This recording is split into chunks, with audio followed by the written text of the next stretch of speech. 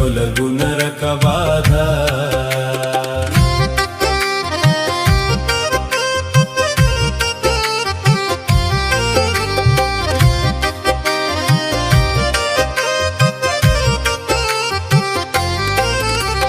కులమత భేదములెందుకు మానవులెల్ల పాపులండి.